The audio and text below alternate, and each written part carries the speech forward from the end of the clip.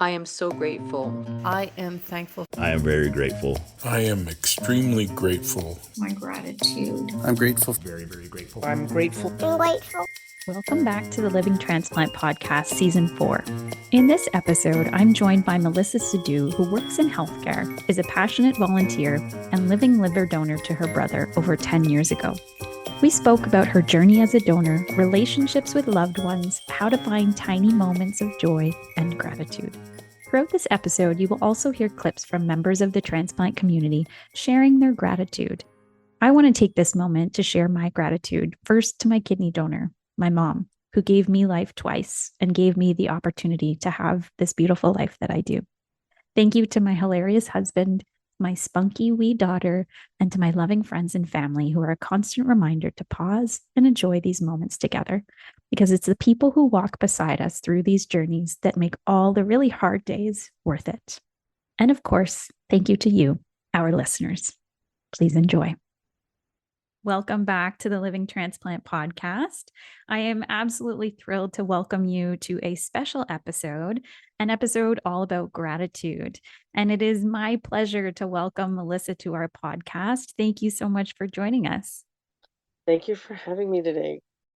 And Melissa, you were on a previous podcast episode where we got to learn a little bit about your brother's journey with biliary atresia, which you said he was born with. And I'm wondering if you can talk a little bit about that for people who maybe didn't hear that episode or who are new to our podcast, and tell us a little bit about that journey with your brother and how it led you to become a living donor.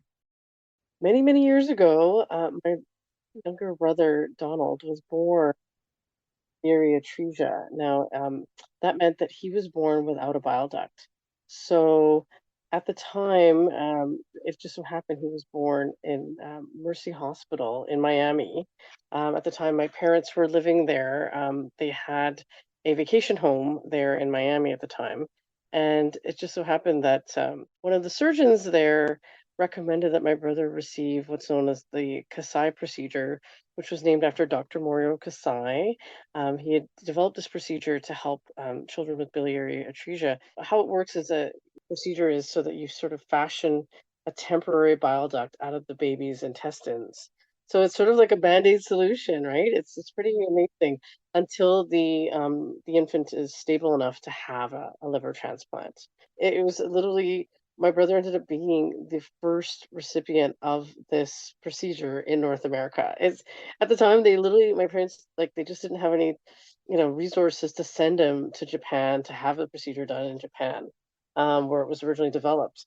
So it ended up being like sort of front page news, the Miami news. I think it was 2 days in a row that my brother his story was published, and it was literally one of those back then. This would be like this is in 1976. So they would have what's called a telethon back then, where you would literally call in and give donations for a patient in need that didn't have enough funding for their surgery. So it was literally one of those sort of stories, and it ended up being such a successful procedure that the surgeon was able to fly, I believe, to the Bahamas just 2 months later and perform the same surgery on a female, on a young female.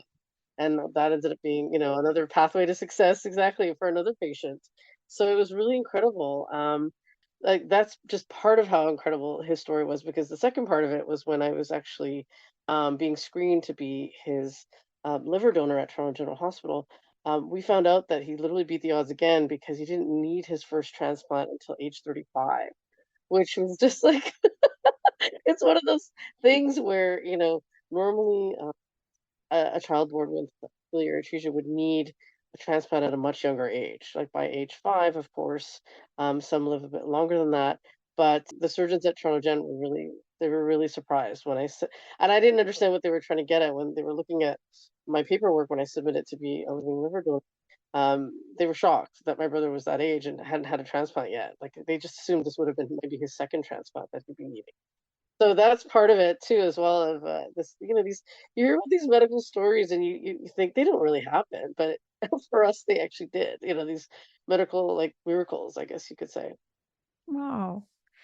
And so You mentioned that you applied to be a living donor. You went through that process of testing. Can you tell me what was that feeling like when you got the call and they said you're compatible and you are eligible, and if you want to proceed, you can be the donor for your brother?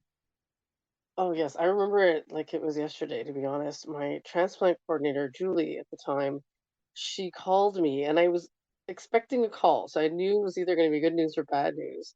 And I remember being in the hallway at work. I remember vividly. And I took the call and she said to me, I have great news. You're a match. The surgeons finally, did the calculations and it looks like you're a match for your brother. And I remember thinking, I can't stand right now. I felt like my legs were buckling underneath me, and I thought, I have to sit down. Like, I have to sit down. So I sat down, and it was a carpeted, hallway.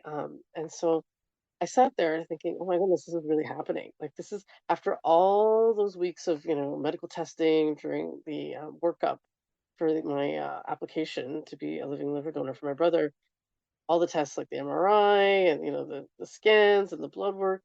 I thought, wow, it's actually happening now, and this is, I'm actually a match. Like it just, for me, it was really this like overwhelming sense of emotion, where it was like, I just can't believe that I finally made it to this point because I think the testing was to span at least 4 to 6 weeks, definitely like around there. There's those kinds of moments in our life when it feels like everything kind of stops. Yes. Yes, Yeah. that's exactly like the world like kind of stopped and I'm thinking, "Oh my goodness, like this is actually happening." So, yes, at this moment, right. So it's something that I'll never forget and it's interesting because you think, "Oh wow, okay, I'm a match." And then I remember thinking, "Okay, now the logistics. Now we got to prepare for the surgery," right? And it's it's something that you just yeah, nothing can prepare you for that in life, right? It's just like and I knew I was all in, regardless, like from, day one when the screening started. But now it was more about, okay, I got to finish my projects at work. I've got to like, prepare for everything, right? So it's just real life, exactly. So, but the hardest part first was like that first, hurdle of, okay, I'm a match. So that's great. So now we don't have to worry that, because, my heart goes out to people who, are waiting on the wait list and you just don't know, right? You just don't know like how much longer do you have to wait or when are you going to get the call that you have, someone who has donated a deceased donor and, has signed their paperwork and, you might be receiving a liver. So yeah, it's just one of those things where at least we knew that, I was living in the same city and, I was a match, so at least that big checkbox was completed, right? And then the rest of it will just fall into place, right? So, yeah, it was quite a feeling actually. And thinking of like riding on those feelings, you know your date now, you go in, you get all of that prep. What was that like, you know, getting brought down the hallway, ready to go into surgery to save your brother's life?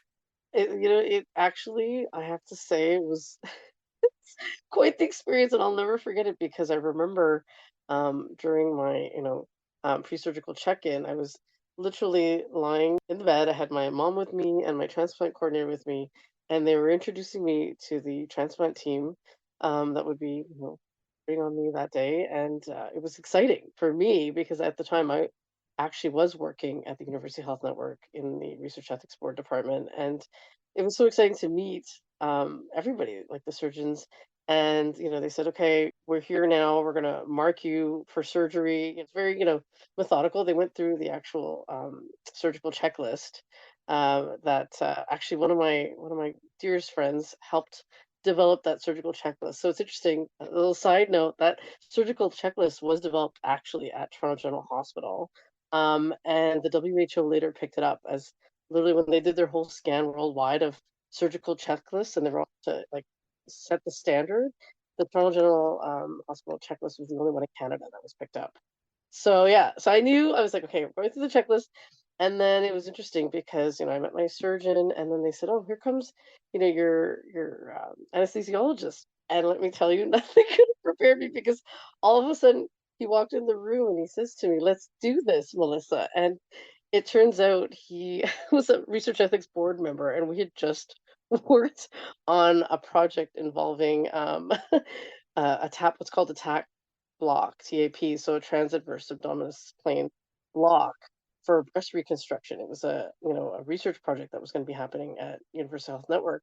And so now here he was coming 3 weeks later to conduct this tap lock on me for my liver donor surgery. Oh my So I thought, goodness. oh my goodness. And, to be honest, I'm grateful that all my, my heart rate and my blood pressure was taken before that moment, because that's Yeah. when I think my heart rate shot up, and I couldn't believe that. Um, Technically, someone I knew from work was actually going to be my anesthesiologist. And I think it was a Right. perfect, it was great. It was perfect. And it was like, I said, okay, that's it. I closed my eyes and I thought, I'm going to take this as a sign that um, God really does have a sense of humor, and He is actually laughing in this moment at me, and everything's gonna be fine. Everything's gonna be fine on that surgical table, and I'm gonna have a cheerleader there with me because a Hmm. friend from work, and I think it was great because it sort of broke the tension in the room with my mom being so stressed with having, Right. her daughter and her son both going under the knife, quote unquote, like in the same, hospital the same day, Goodness. and my transplant coordinator nurse, she just, like, you could tell she was trying so hard not to laugh because she realized, because I said to her, I said, "Well, what parts of me is he going to see? Because I have to face him again at work later, right?" So I thought, Right. the odds, like, when you go through that consent form they give you as a living liver, this wasn't one of the things Yeah. mentioned in the consent form that, if you work here, you may end up with a coworker in that operating room with Right. you. But I think for my mother, it was great because she at the time was still a practicing nurse. She's retired now, but I think for her it was a sense of relief knowing that at least there was going to be someone in the operating room who knew me and was going to be, advocating and sort of like cheering me on in a way. Yeah, and then it was interesting because I'd never been in an operating room, and it was just Wow. like it was interesting to see. Right, he introduced me to the nurses, and he said, because you're healthy enough, we just need you to just like shimmy over onto the Hmm. operating table, right? And when you look at that operating table, it's so narrow. Like I Hmm. don't understand how they get these big hockey players on there or football players on there, right? So Right. I thought, okay, that's it. I'm gonna flop over like a seal unless you. I said, can you lift the guardrail? Like, because he says you're healthy enough that you can just flop over, kind Yeah. of thing. And yeah, and that's when the OR nurses and they all started laughing. So it was great. We were having a great time in there. And then Yeah. my anesthesiologist he literally just asked me, he was doing something behind me while I was laying there, and he was asking me several questions, and then before I knew it, I was out. Like Wow. I just yeah. And then the next thing I knew, I woke up in recovery, and he was the first person to check in on me. Yeah, it was great. And he Oh, said, you did well. Your brother's in surgery now, and things are going just as we had planned. So you just need to like and rest assured that everything's going to be fine. So yes, I think I was really fortunate that he ended up being my anesthesiologist that day, even though yeah, I panicked in the moment when I found out. oh, for sure you would. Yeah. That's so cool. That's really cool. And so, I know post surgery, that first kind of day to 2 days even is a little bit groggy for most people. But um, when you found out that, the extraction of your piece of your liver went well, and then once the transplant happened for your brother and you found out that that was a success, how did that feel? That was, I would have to say, if I describe it as like, it's this sort of like immense weight lifted off my shoulders. It's like, and then I remember thinking, oh my goodness, like it was like like this roller coaster ride of emotions, right? Between becoming, you watch your sibling in liver failure, and then going through the process of like getting sick, and then myself being like, told that I'm a match, and then going through surgery, both of you, together that same day, and then it was just like unbelievable because I realized we actually did this, like, we pulled it off somehow. Obviously, with the help of the amazing transplant team, um, but, it felt like Christmas Day, I think, in a way, is, how I would describe it. It was just like yeah, I have to say, like, I breathed probably the biggest sigh of relief in my entire life. It was like, "Oh my goodness, he's gonna be fine, everything's gonna be great." This sort of feeling of, like, gratitude and just, like, how did it all work out? Like on that day, how did the stars align, and how did you know what I mean? Like how did everything, with surgery and waking up in recovery and hearing that my brother was doing well, and that, now we just it's the road to recovery is next. So again, another checkbox has been checked off. So the surgery is done, and now it's just recovery. And that was it was definitely a process that was a lot easier having the amazing transplant team. Like the between the nurses and the doctors and the residents and the fellows and even the facility staff, everyone, it's as if they were all handpicked to be part of that team. Like it was like this dream team, I guess I could, if I want to call it, like of people who just all had that same common goal, right? Like of, making sure, you recovered and you got you received like the optimal care that you needed to sort of, they always said, they always reminded us, eventually we're going to need your bed. So you need to get healthy and move on, right? Back to normal life, right? And Yes. recover at home, right? Because someone else is going to need that bed. So Right. the nurses said, we're going to remember you and your brother because it was such a great story. Like it's so one of those things where um, you'd be surprised. They said like how difficult it is for family members to come forward. It's not easy. What you did is not easy, even though me, I think my perception of risk was different because I worked in medical research and I'd spend my days looking at risk levels, right, in research for patients. So I guess my perspective was completely different. My level of I guess my capacity for risk was probably different. Having that explained to me over and over was probably good, but I guess I don't know, I never thought about the negative outcome that could have happened. I guess I went in there laser focused. And it's funny because I guess I was more worried about my brother than myself. It's one of those things where you think, I got to do this, and then that's it, right? It's like you're just like set with this goal, and yeah, it was definitely a team effort with the transplant team. Yes, for sure, I have to say, and that's something I'll never forget. And now, please enjoy a message of gratitude. I'm grateful for the opportunity UHN gave me to make a difference in someone's life and be a living organ donor. It has made a significant positive difference in my life. And, that gratitude that you talk about, I hear from donors all the time that they're so grateful that they got to be the one. And, hearing how you talk about this process, it's very similar to the way that my mom talks about it too, that in her head, she knew that it was going to be okay. And to her, it was going to be her. And she was the one that was going to do this.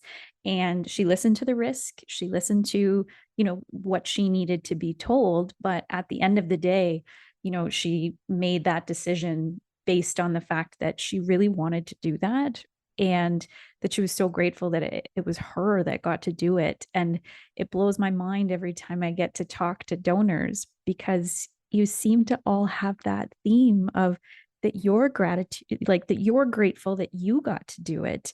Meanwhile, you've saved our lives, and you still have this interesting perspective. I'm wondering if you can talk about that. Yeah, I mean, people always treat me as such a hero, but in all honesty, I just had to lay there, right? It was really the surgeons, the, the brilliant surgeons that had to perform the surgery and extract my liver and implant it into my brother. So yes, I have to say though, being part of the patient advisory council, I'm actually in the um, amazing company of people who've been anonymous living liver donors, and these people are my heroes because they most of them probably don't ever get the chance to meet the recipient who they saved.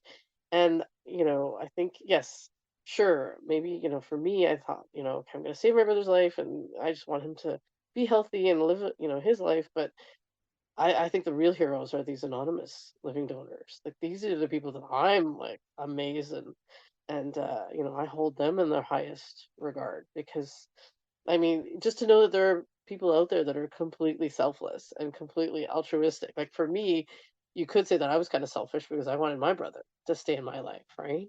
So yes, again, it goes back to the gratitude of it is a privilege to be a living liver donor.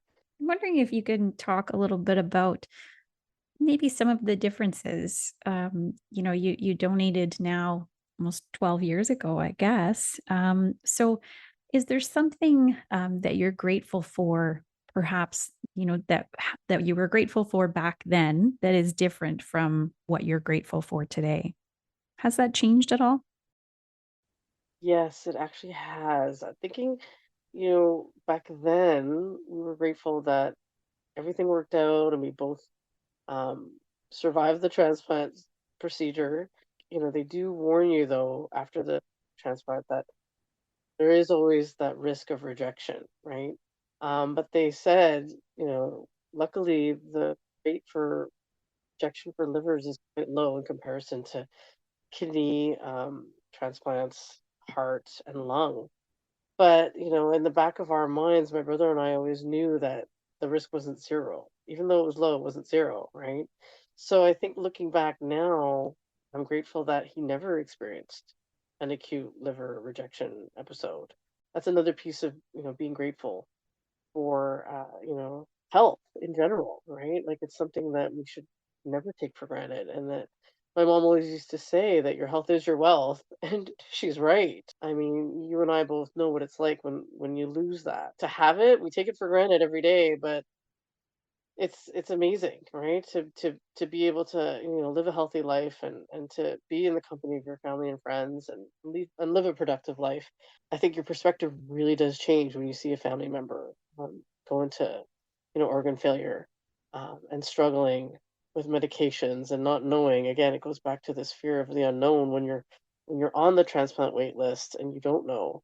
I mean, my brother's O positive blood type, and that's like the one of the longest wait lists, right, for liver. Unfortunately, with liver failure, it's not like kidney failure where, if you're suitable for dialysis, you can, prolong your life and at least live receiving dialysis. With liver, it's not the case. We're not there yet in terms of medical research. We're not there yet. So the stakes were quite high that in that respect. So looking back, it's like you watch these sort of medical dramas play out on TV, and then when you realize, oh my goodness, I actually lived through something like I'm that, in one. Yeah, right? I'm in one. right. I'm Exactly. in one. Exactly. And now, please enjoy another message of gratitude. I am very grateful that the miracle of organ donation and transplant have allowed me to live long enough to witness my two fantastic young adult offspring to grow up, move out into the real world, live their lives, and do their thing. What a blessing. So, thinking about all of these positivity movements that we hear a lot about, and staying in gratitude and staying in all of these healthy, good, positive spaces. Sometimes it can be frustrating when you're going through something like a health scare to always have to stay in that good space. And I always tell people, give yourself that grace to have really bad days, and then pick yourself back up and keep going. But I'm wondering if you have any advice for donors or family members who are going through this, or even people like myself and your brother who are waiting for an organ, on how to kind of balance that, being real, but also being grateful that we're still here even though we are going through something really hard. For me personally, at the time, it was really difficult to, again, literally, my brother was in the hospital in liver failure, and I was literally working across the street. So in a way, it was a blessing that I could go and visit him, but I like back at my desk and working away with my huge pile of workload. Um, I think yes, just staying positive and knowing that at least for me, going through the workup process and screening to become a living liver donor, at least I knew that there was something in the works and something that, a means to a solution, I guess. And my brother was still, of course, on the transplant wait list. So at least, staying positive. It's not easy, you're right, because there's good days and bad days for everyone. But knowing that you're doing your best each day, right, just to get through the day. And I think for most of us, whether you're in good health or not, to try to find that bit of joy and gratitude in each day. It may be a sliver some days, or it may be, something much bigger in on other days, but at least to find that somehow. there's challenges. I had, days where I didn't feel like injecting myself with a blood thinner, right? Like, and it was only once a day, it's like whatever, I think it was, I don't know, 5, 6 weeks daily, but it was only one day, like, but there's ups and downs, right? There's days where you feel great, and then there's days where you're just like, oh, today I'm going to take it a bit easier, right? It's just sort of like, but it's more about just finding that joy. Like, even if I remember in the hospital, one of the things I discovered at Toronto General was that they would serve me like rice pudding, and every day I'm like, okay, I'm Oh, gonna get rice puddings. this yes. is my for today. Yes. Right? So, and then of course having visitors helped, and Mhm. it's just these little things that, get you through the tough times, right? The tiredness, or the fact that, I couldn't tolerate some of the hydromorphone and it was making me nauseous, but at least, at some point I'm gonna have rice pudding. So it's like, right? So it's just being grateful for the little things to get you through the rough times, right? And next, please enjoy a message of gratitude. I am so grateful for my son, my heroic donor, for giving me the gift of life. It is a gift that I cherish every day and that has forever changed my outlook on life and all its blessings.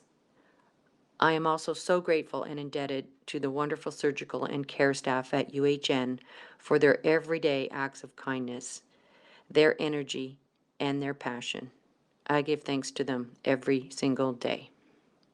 I've told this story to a couple of people, but you know, I had moments. It was a crash start, and so at 24, was in hospital for 3 weeks.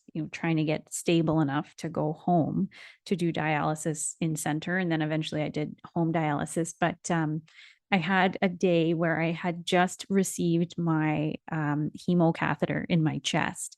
And I told my mom, like, I don't want to see anybody at all, no matter who comes. I don't want to see them. And I had a group of 4 friends who I've known since high school who showed up at the hospital. And they had to leave all of these balloons in their car because they weren't allowed to bring the balloons into the hospital, obviously. But one of them, who was born with 2 fingers on her left hand, who is one of the funniest people I've ever met in my life, she brought me an eye patch. And she said to me, you know, you might think that people are staring at your tube. You might think that people are staring at you because you're sitting in a wheelchair because you're too weak right now. But if you put this eye patch on, nobody's going to look at any of that. They're going to look at your eye patch and either think that person is hilarious. What is she up to? Or, it'll start a conversation and you guys can actually talk. And it was a day that I had told my mom I didn't want to see a single soul. And having those 4 people come and, having my mom know that I actually did need to see them as well was one of those moments that I'll never forget. And even though I don't talk to those 4 as often as I wish I did, it was one of those days that, really changed my perspective. And it made it so much easier to just kind of hold on to those little moments of joy that you can have through really, really tough times. And since they weren't able to give me the balloons, they actually went to the university campus with all of the balloons and they just handed them out to like random people and took pictures for me and sent me the pictures of these people getting balloons. And they just like made those people's day. And it was just kind of like this ripple effect of joy that they brought without even knowing what really the impact was. And I'm 15 years later now still talking about that moment in the hospital that they gave me. And so, sometimes we think, like you said, it's these big moments of gratitude, like the transplant, because of course, as recipients, there's no words that we can put together that will ever properly say thank you for that gift of life. But then there's also those tiny, funny little moments of, little things that people do for us along the way that, you can bring gratitude for. And Yes, honestly, the eye patch is brilliant, though. I'm gonna have to say, your friend, that is something I've never heard of, and that is so brilliant. It's true. Yeah, when my brother was in liver failure, I'll never forget the story, because he was so jaundiced. And he would go into the same grocery store and buy groceries even though he was sick. He was I have to say he handled it quite well. And one day one of the employees at the store said, "I have to ask you, like, why, like, what is wrong with you? Like, I know, I see you in here and you just keep getting more and more yellow." And my brother said, "Well, I'm in liver failure, right?" And he said, like, "How do you do it?" And my brother said, "Well, I have to do it. I got my groceries. I got to feed myself." you know, so yeah, I mean, you know, you literally forget sometimes, like, that you're struggling in a big way, but like, you try to like, again, there's the little things that in the day-to-day life, that you just kind of have to remember that there are moments of joy. But then there's the light and the levity and the whatever the lighter parts of it too, and the funny things like the bad gas he had like days after the Right. transplant, right? Like Yeah. things like that, like the funny Mhm. things that, that just happen and, you realize you're gonna have to deal with, right? Yeah. So I guess it's more about the ups and downs. Yeah, it's just the gratitude again for the people who supported me through that journey and that we both, my brother and I, made it through fine, just fine. And 12 years later, looking back, the memories will always be there and it's just something that nothing in life can prepare you for, and it's one of those things where you look back and you think, wow, like how did this actually happen for us and how did it all go so well, like you're like, scratching your head that the gratitude of having that in your life, that experience, and then the way it changes you forever, that indelible mark it leaves on you for the better, right?